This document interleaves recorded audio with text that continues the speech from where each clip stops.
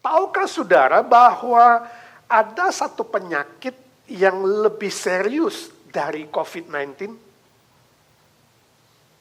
Ya, saya sebutkan fakta ini, coba perhatikan. Penyakit ini telah menyerang 70 juta orang Amerika, dan akibatnya 30.000 orang mati setiap tahun. Produktivitas manusia menjadi menurun, pekerjaan bisnis menurun, dan total kerugian tiap tahun adalah 70 billion dolar. Wow. Remaja pun ikut terjangkit. Ada 64% remaja mengatakan akibat penyakit itu sekolah menurun dan gagal. Usia dewasa juga terjangkit, yang terbesar adalah usia 30 sampai 40 tahun. Usia senior juga terjangkit, 50% pada mereka yang usia di atas 65 tahun. Bermacam cara pengobatan sudah dilakukan, cara barat, cara timur, cara tradisional, dan lain-lain, tetapi hasilnya sangat-sangat mengecewakan. Coba tebak penyakit apakah itu? Jawabannya adalah insomnia, alias tidak bisa tidur. Catatan itu diambil dari buku Sleepless in America, dari buku Robert Sullivan. Ini fakta, bukan saja di Amerika, saya yakin. Beberapa waktu yang lalu seorang teman kontak dari Indonesia, dia katakan, "Pak, tolong doakan saya nggak bisa tidur. Saya kaget, kontaknya saya lihat dia jam 2 pagi. Saya bilang jam segini belum tidur, saya nggak bisa tidur, Pak. Sudah berbulan-bulan, tolong doakan, masih muda."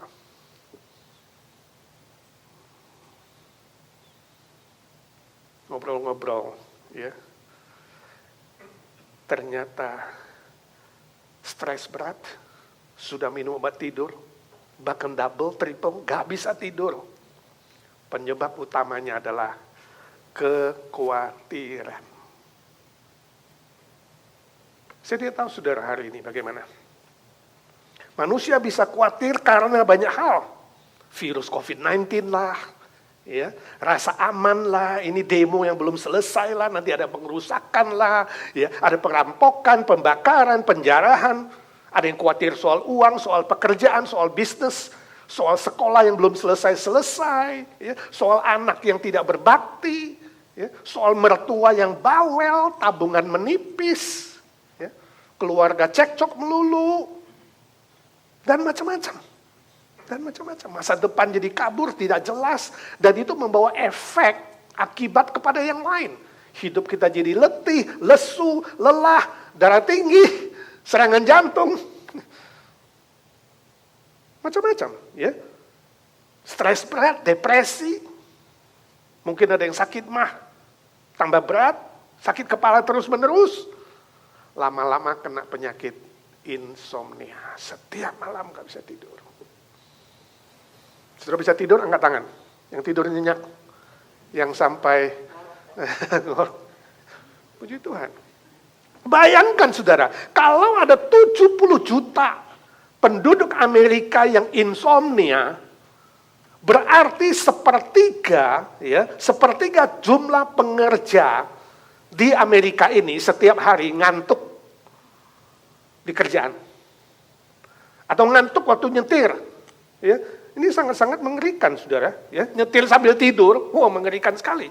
Statistik Amerika mengatakan tiap hari, rata-rata, tiap hari ada 1.500 kasus tabrakan yang mengakibatkan kematian gara-gara ketiduran waktu nyetir, termasuk sopir truk. Tabrakan truk.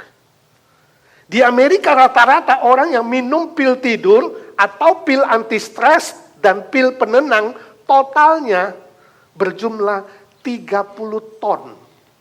Wow, ini mengerikan sekali. Catatan yang shock kita baca. Wah, mengerikan sekali. Ini lebih ngeri dari COVID-19. Ya. Paling kalau kena, kayak Ibu Roin paling positif 2 minggu, 3 minggu sembuh sudah. Ya kan? Insomnia bertahun-tahun, saudara.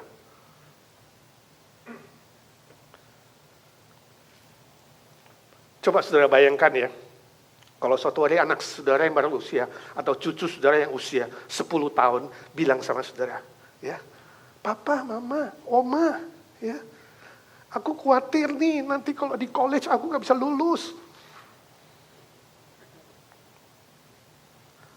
Itu masih lama, gak usah dipikirin. Aku khawatir nih, Ma, nanti istri saya gak secakep Mama deh. Gimana kalau istri saya bawel, cerewet, ya kan, mulutnya bau lagi.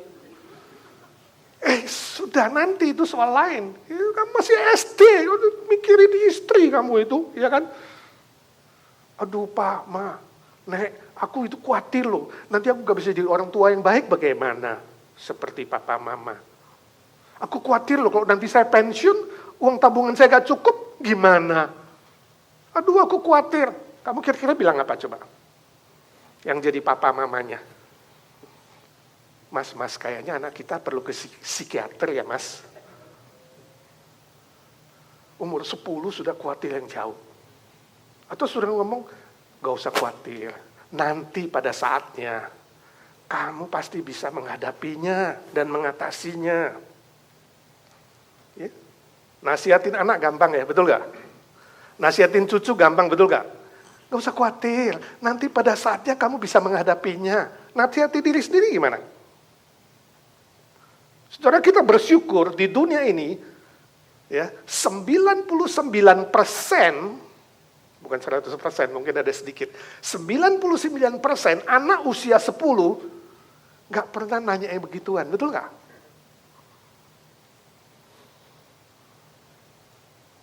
Justru yang mungkin 90%, saya gak tahu berapa jumlah, kita belum bikin statistik, orang dewasa lah yang lebih banyak khawatir, yang mikirnya jauh-jauh, ya, seperti cucunya atau anaknya, ya, yang lebih besar khawatirnya dibanding dengan anak-anak.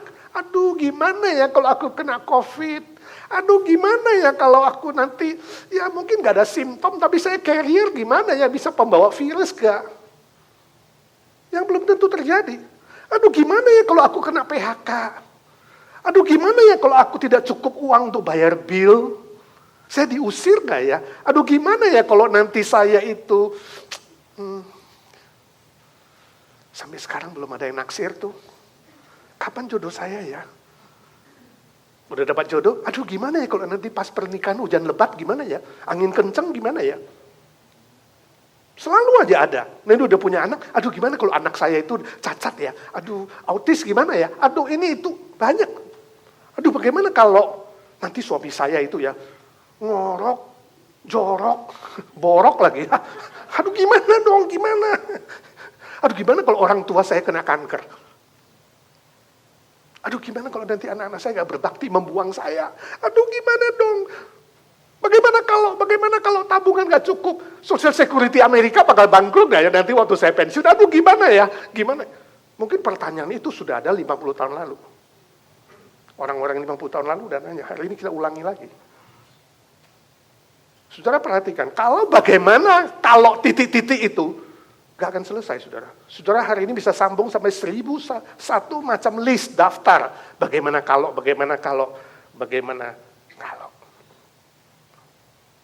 Suatu hari ada seorang yang kaya raya. Dia banyak kekhawatiran, dia gak tahu bagaimana menghandle-nya. Lalu dia undang seorang ahli untuk menghandle kekhawatirannya. Ahli itu setuju. Dia katakan oke, tapi bayarannya tinggi. 1 juta US dollar setahun. Wow. Tapi karena dia kaya raya, orang kaya bilang, oke, no problem. Saya bayar kamu 1 juta US dollar setahun. Lalu ahli itu bilang, Pak, izinkan saya tanya ya pertama-tama ya. Bagaimana caranya kamu nanti bayar saya dengan uang begitu banyak, 1 juta US dollar? Lalu orang kaya bilang, nah, itu pekerjaanmu, masalahmu. Ya, bukan masalahku. Kalau kamu sekarang khawatir, ya, saya nggak bisa bayar kamu khawatir, bagaimana kamu bisa nolong saya yang lebih khawatir? Si manusia. Ini terjadi, saudara. Bagaimana? Manusia tidak bisa menolongmu, saudaraku. Ya, ingat. Ahli gak bisa menolongmu mengatasi kekhawatiranmu. Hanya Tuhan Yesus. Tuhan Yesus berkata, jangan kamu khawatir. Siapakah di antara kamu yang karena kekhawatirannya dapat menambahkan sehasta saja pada jalan hidupnya? Tadi kita baca Matius 6:27. Kamu khawatir apa bisa tambah sejengkal aja hidupmu? Gak bisa, sedetik aja gak bisa kok. Lalu pertanyaan kita, kalau begitu Pak, bagaimana caranya kita mengalahkan kekhawatiran? Bagaimana langkah praktisnya? Bagaimana cara praktisnya kita menaklukkan kekhawatiran? Nah, itu yang mau kita pelajari dari firman Tuhan. Mari kita baca 1 Petrus 5 ayat 7. 1 Petrus 5 ayat ke-7, satu ayat saja. Kalau bisa saudara hafalkan, ya. Lihat di layar. Kita bacakan sama-sama, lalu coba hafalkan, ya. Gampang sekali, 1 Petrus 5 ayat 7, 1, 2, 3.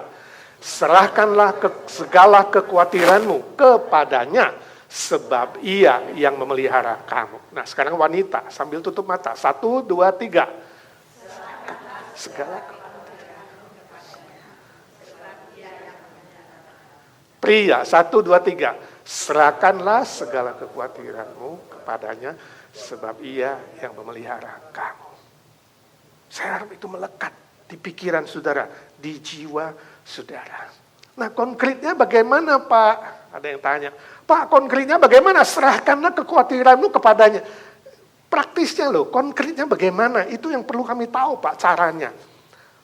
Nah pagi ini ada 2 langkah konkret, 2 pelajaran praktis yang akan kita pelajari bersama-sama. Yang pertama, fokus kepada Tuhan Yesus. Itu praktisnya. Fokus kepada Tuhan Yesus. Saudara, kata khawatir dalam bahasa Yunani itu merimnao namanya. Merimnao itu terdiri dari 2 kata yang digabung, yaitu merizo itu membagi, dan nous itu pikiran. Ya. Jadi khawatir artinya pikirannya terbagi. Itu khawatir dari bahasa aslinya. Kalau kamu khawatir berarti pikiranmu terbagi. Setengah kamu pikirkan hari ini, setengah kamu pikirkan besok.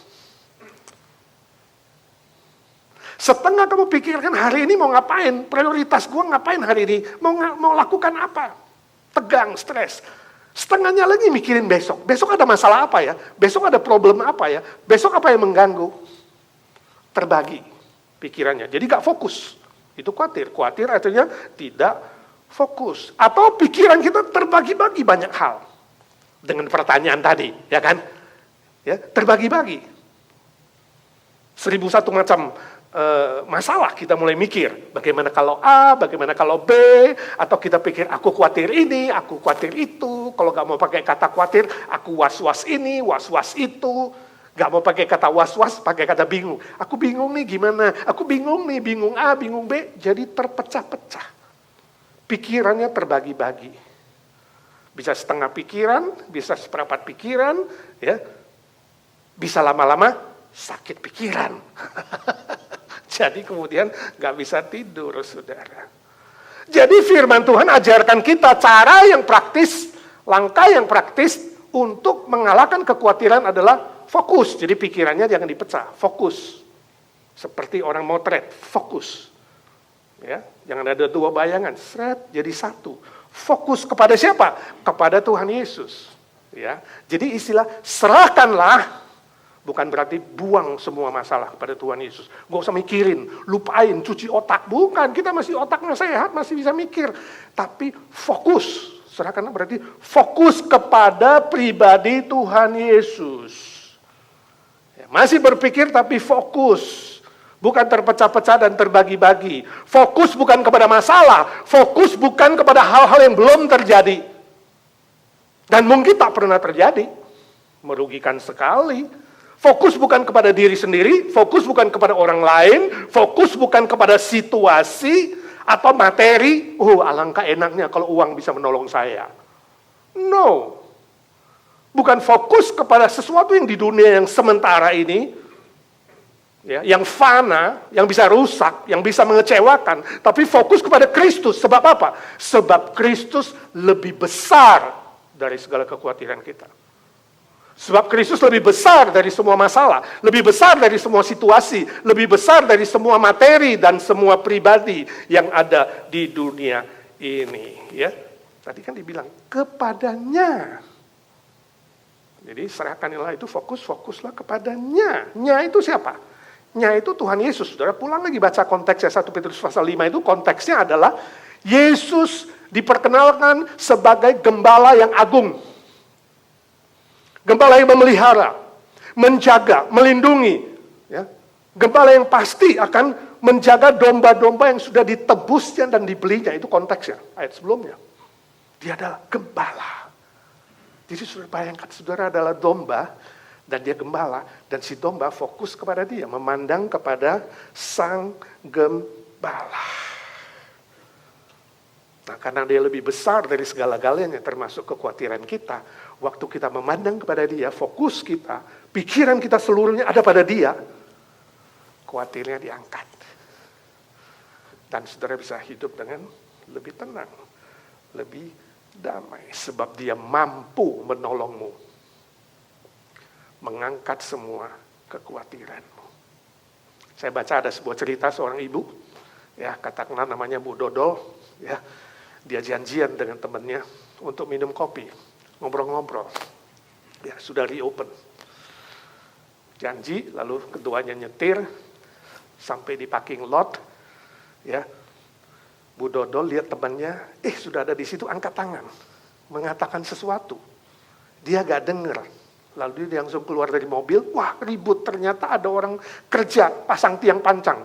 Tungtang, dia gak dengar dia.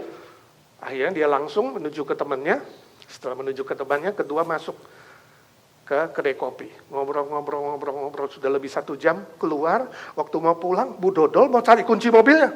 Mana kunci mobilku? Cari-cari gak ketemu. Di tas dia gak ketemu, di tempat minum kopi gak ketemu. Wah celaka. Lalu keduanya lari ke mobilnya. Waktu sampai di mobilnya, ternyata kuncinya ada di mobilnya. Masih tertancap dan mesin masih nyala. Jadi sudah 1 jam lebih mesin nyala. Bu Dodol bilang, kesel nih ya. Aduh, ya untung gak ada yang maling sih. Tapi ini pasti gara-gara tukang palu itu loh. Lalu temannya bilang, sudahlah Dol, ya memang kamu dodol sih ya, sering lupa ya. Untung lah gak ada yang maling, gak ada yang ngambil mobilmu, gak ada yang hilang. Ya, ini ilustrasi saja saudaraku. Tapi seringkali ya, kalau ada masalah terjadi, kita mulai cenderung apa? Mencari kesalahan orang lain, ya, menyalahkan situasi. Menyalahkan apa saja yang bisa dia salahkan. Salahin mertua lah, salahin sistem lah, salahin keluarga lah, salahin nenek moyang lah. Ya. Jarang yang kemudian periksa diri, ini gara-gara gue goblok ini. Ya. Mulai nyalahin orang lain. Ingat saudara, suara dunia kita tetap hiruk pikuk. Kalau saudara hidup di dunia ini tetap hiruk pikuk. Gak ada dunia yang damai sampai Yesus datang sampai kiamat. Gak ada dunia yang gak ada perang. Yesus malah bilang, akan lebih banyak deru perang, suku lawan suku, bangsa melawan bangsa, saudara. Itu semua tanda akhir zaman. Dunia tetap hiruk pikuk. Jangan salahkan mereka. Mari mulai memeriksa diri. Saya fokus gak? Ya, tadi kan gak fokus. Saya fokus gak? Udah nyetir, fokuslah. Tuhan, aku nyetir, kamu menemani aku. Aku fokus, ini udah nyampe Tuhan. Selamat di mall. Ya Tuhan, aku fokus. Sekarang matikan mesin. Ya kan? Fokus kepada Tuhan.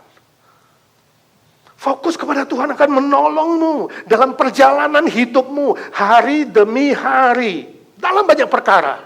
Nyetir kek, masak kek. Ya kan? Belajar fokus. Contohnya Petrus, murid Tuhan Yesus. Ya, waktu malam-malam mereka naik perahu dan lihat kemudian ada seseorang berjalan di atas air. Mereka bilang, oh itu hantu. Kan biasanya blaming. Hantu aja di blame. Yesus bilang, ini aku. Karena otaknya itu mikirin yang jahat mulu. Ya, semua orang hantu, kui semua.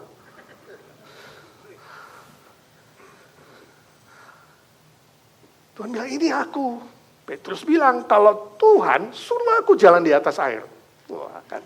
Yesus bilang, oke, marilah. Petrus turun dan berjalan. Waktu matanya fokus, dia jalan.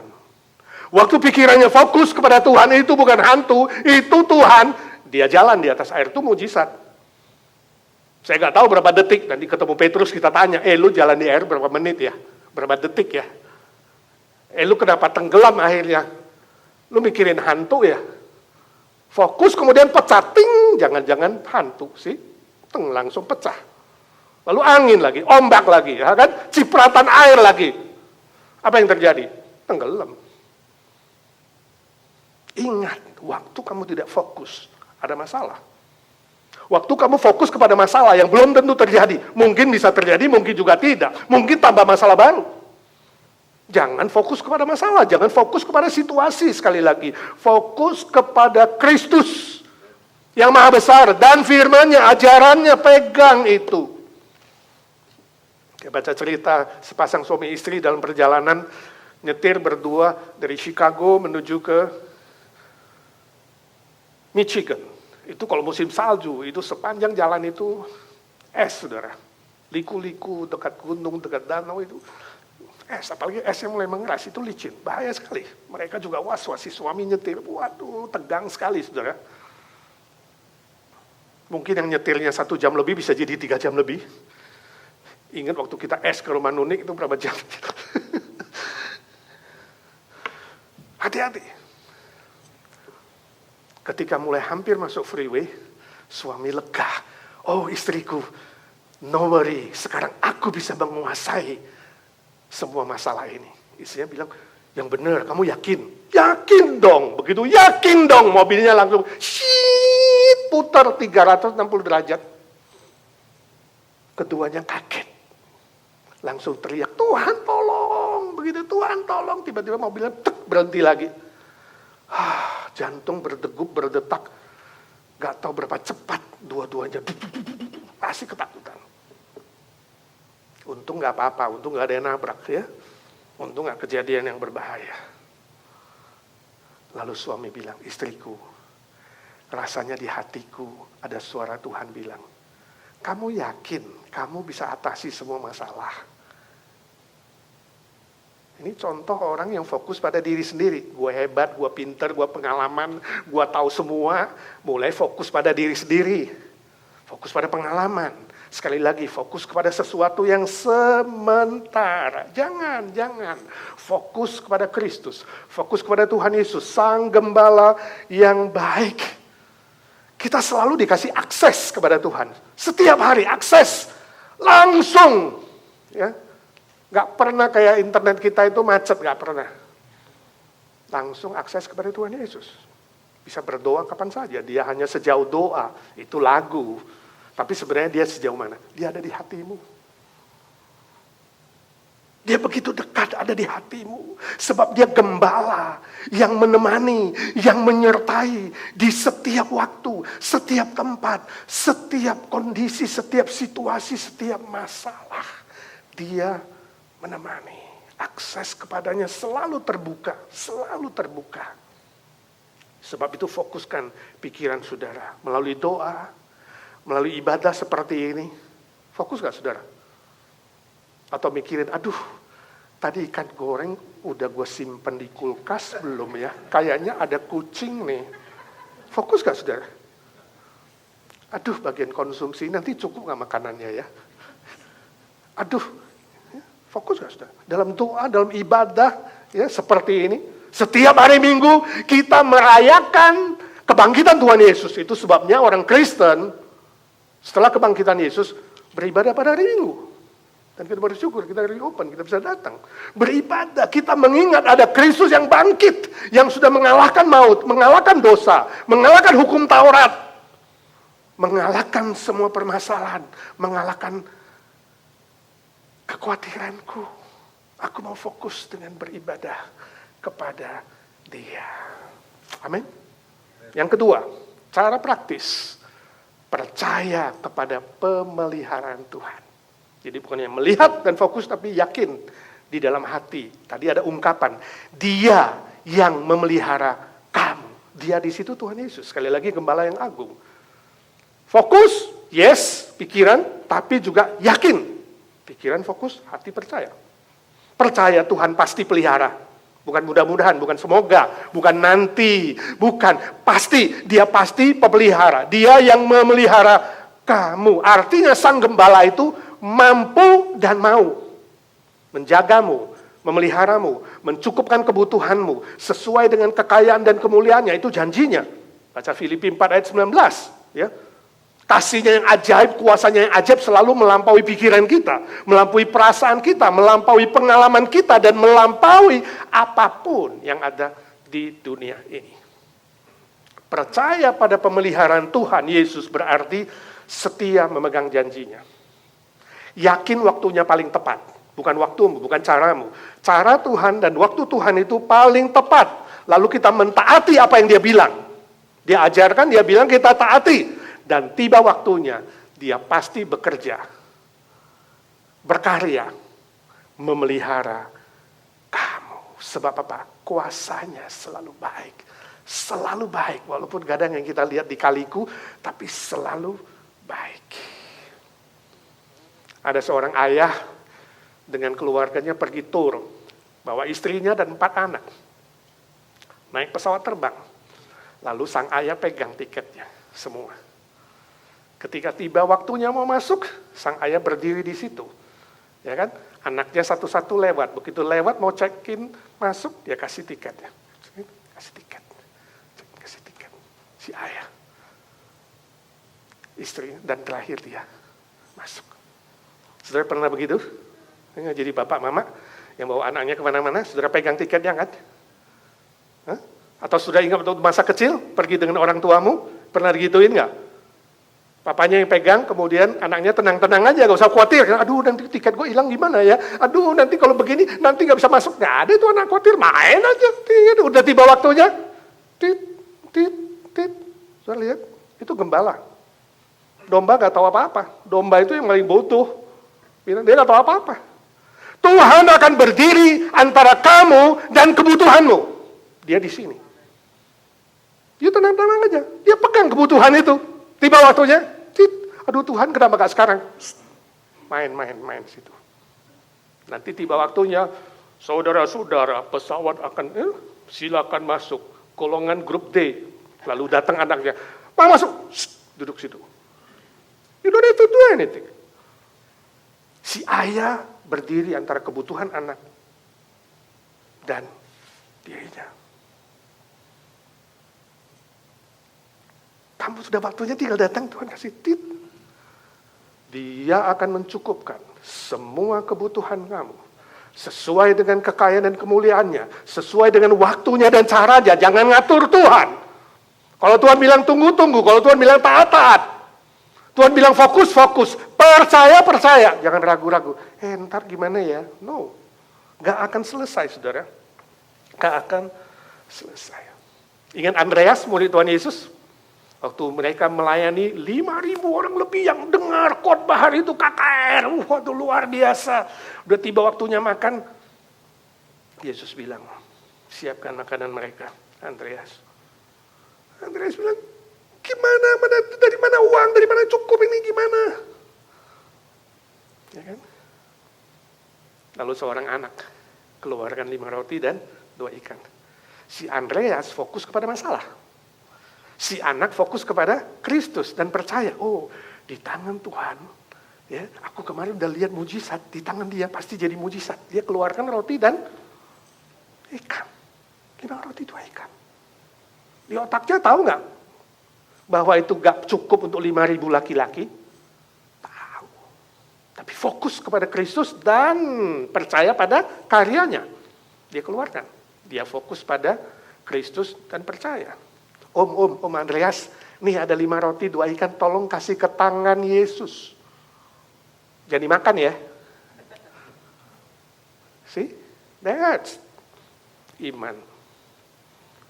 Dan hasilnya kita tahu. 5.000 laki-laki makan. Mungkin plus wanita 5.000, plus anak-anak mungkin jadi 12.000, 13.000. Kalau satu keluarga 2 anak, masih sisa 12 bakul. Sudah takut gak dicukupi? Sudah takut kebutuhanmu gak dicukupi? Karena COVID-19? Karena kesusahan? Takut ini, takut itu, gajinya kurang, income-nya mungkin di PHK dan lain-lain? Tuhan biarkan kamu mati kelaparan gak kira-kira? Atau jadi pengemis gak? Jadi compang-camping gak? Tiba waktunya, Dia akan mencukupkan. Ingat Marta? Kakaknya Lazarus meninggal. Lapor ke Yesus, Yesus telat 4 hari. Marta bilang, andaikan kamu ada waktu itu, karena di otaknya, harusnya jangan lewat 1 hari dong. Ya, kalau doa Tuhan hari ini doa, hari ini jawab dong. Tuhan tunggu 4 hari. Tuhan, andaikan kau ada di sini. Lalu Yesus bilang apa? Akulah kebangkitan dan hidup. Barang siapa yang mati pun akan hidup kembali. Percayakah engkau? Percayakah engkau? Tanya Marta. Jadi, percaya. Begitu Marta bilang, ya Tuhan, aku percaya. Kita harus berdoa, ya Tuhan, kasihani aku yang tidak percaya. Begitu doa ragu-ragu, begitu doa takut, begitu doa khawatir, begitu amin, gimana dong, gimana kalau. Begitu Marta bilang, aku percaya Tuhan. Lazarus dibangkitkan. Sekali lagi, jangan fokus kepada masalah, jangan fokus kepada diri sendiri. Yesus berkata di Matius 6:34, jangan khawatir tentang hari esok. Kesusahan sehari cukuplah sehari. Hari esok ada kesusahannya sendiri. Artinya apa? Jangan memikul kekhawatiran besok untuk hari ini. Kamu gak akan menikmati hari ini. Jangan memikul kesusahan besok yang kamu belum tentu tahu dan belum tentu hidup. Dipikulnya hari ini. Kamu gak akan bersuka cita. Kamu tidak akan bersyukur. Jangan dipikul. Saudara pasti jadi khawatir. Tuhan akan mencukupkan kok. Kalau tiba waktunya. Ya. Jadi jalani setiap hari. Kesusahan sehari cukup sehari. Tuhan hari ini ada kesusahan, ada masalah. Aku jalani bersama kamu. Tuhan bilang aku cukupkan kebutuhanmu. Kamu bisa lewat hari ini. Gak usah khawatir. Bisa gak? Kalau Tuhan bilang, oke, gak usah khawatir hari ini ya. Hari ini gak usah khawatir. Ya Tuhan hari ini gak usah khawatir. Begitu besok pagi lagi Tuhan bilang, gak usah khawatir hari ini ya. Jadi sehari demi sehari. Setelah kamu sampai nafas terakhir, ada khawatir gak? Tetap gak ada. Karena kamu jalaninya sehari demi sehari. Kamu menikmati sehari demi sehari. Kamu menikmati berkat Tuhan, menikmati anugerahnya, menikmati kebutuhan yang Dia siapkan sehari demi sehari. Jadi khawatirnya hilang, dikalahkan. Gone. Worry free. Ya, bebas khawatir. Bapak khotbah sih gampang. Ngomong gampang Bapak. Ya kan? Coba prakteknya. Belum seperti saya sih Bapak. Bapak belum alami seperti saya sih. Ya kan? Ngomong sih teori gampang. Terus terang ya Pak, aku gak tahu. Aku gak tahu bagaimana jadinya kalau suamiku nanti meninggal. Nah, saudara ketemu orang begitu jawabnya apa? Saya bilang, ya Bu, aku gak tahu. Setuju. Kamu gak tahu. Tapi kalau nanti tiba waktunya, suamimu harus meninggal, kamu akan jadi tahu. Bagaimana? Jadi, jangan khawatir sekarang. Itu yang diajarin, ngerti gak? Suami meninggal kan masih belum tahu kapan kan? Kenapa yang itu kamu khawatirinnya sekarang?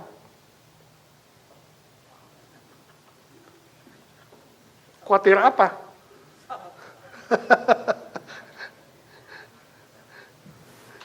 Ya bagaimana aku khawatir kalau aku kena COVID-19 gimana?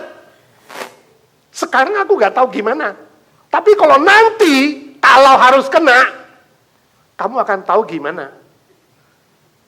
Jadi jangan khawatir sekarang. Yang belum tentu nanti, ya kan belum jadi. Nanti jadi Tuhan kasih kamu tahu. Seperti tiket tadi. Aduh, tiketku di mana ya? Cek namanya betul gak? Bentar lagi, aduh tiketnya mau mana? Hilang gak, Pak? Kamu meragukan Bapak di sorga?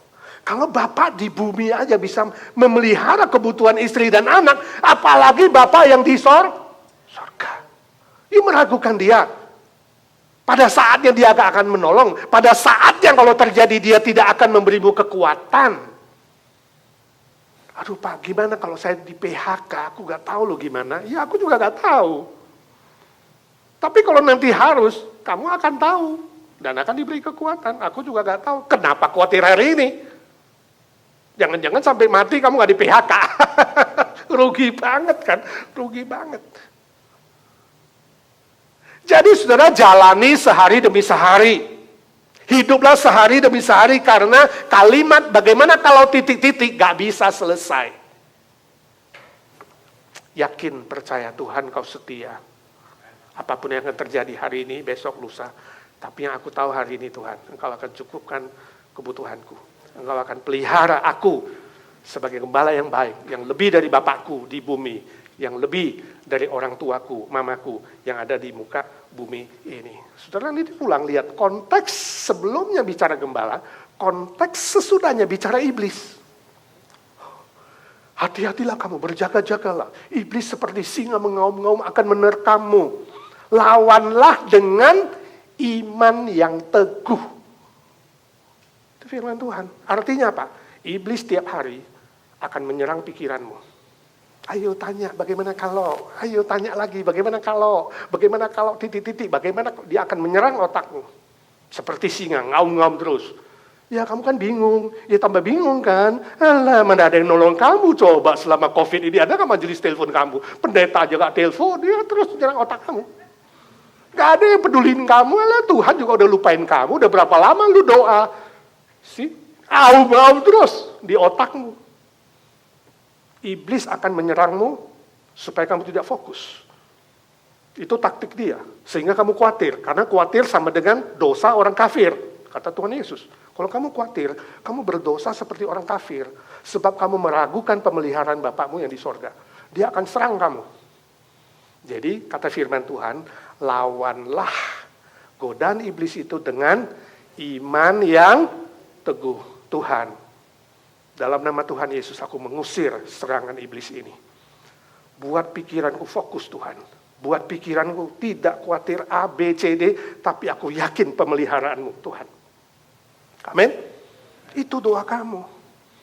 Sehingga kamu jalani dengan iman. Konon katanya ada cerita. Seorang pembuat jam tangan. Dia ngomong sama jam tangan yang akan dibuatnya. Ya, namanya juga cerita. Ya, dia tanya jam itu, hei jam tangan, apakah kamu sanggup untuk berdetak paling tidak 31.536.000 kali dalam setahun? Langsung jam itu bilang, hah? Banyak sekali, mana sanggup saya?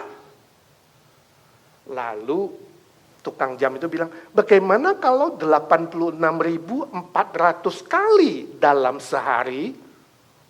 Oh, kata jam, dengan jarum jam yang ramping-ramping gini. Hah? 86.400 kali. Aku khawatir, aku gak bisa. Lalu tukang jam itu tanya lagi, bagaimana kalau 3.600 kali dalam 1 jam? Dalam 1 jam 3.600. Itu juga banyak loh. Aku ragu. Lalu tukang jam dengan sabar, dengan tabah, dengan senyum, berkata ramah kepada jam itu. Hai jam tangan, bagaimana kalau kamu berdetak 1 kali setiap detik? Sekali saja setiap detik. Nah itu aku mampu. Aku bisa itu. Kamu memang pembuat jam yang baik. Dan mulai hari itu dia disuruh berdetak 1 kali saja dalam sedetik.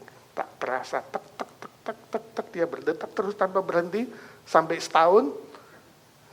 Jumlahnya jadi berapa?